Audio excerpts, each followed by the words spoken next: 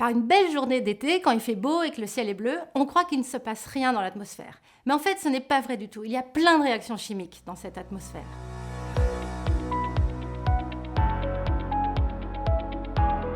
Je m'appelle Aurélie Collomb, je suis maître de conférence à l'université Clermont-Auvergne et je travaille à Clermont-Ferrand au laboratoire de météorologie physique.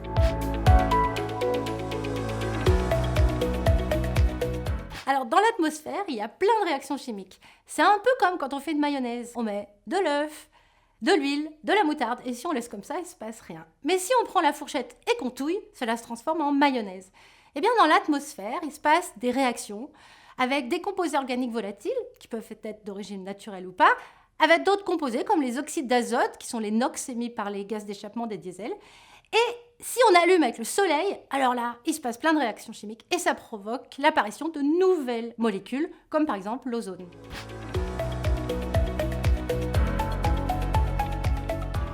Eh bien, on peut aller dans la forêt amazonienne, on peut aller sur des bateaux au milieu de l'océan pour aller regarder les émissions par les phytoplanctons, mais on peut aller évidemment dans les mégapoles africaines, asiatiques ou à Paris pour regarder ce qui est émis par la pollution urbaine. Et ensuite, on rentre avec toutes nos analyses, tous nos échantillons au laboratoire de Clermont-Ferrand. On rentre ces paramètres dans des modèles numériques qui vont permettre de mieux prévoir le futur, soit dans des modèles de météo pour le temps qu'il va faire demain et après-demain, ou dans des modèles climatiques pour comprendre comment ça va influencer le climat dans 50 ans ou dans 100 ans.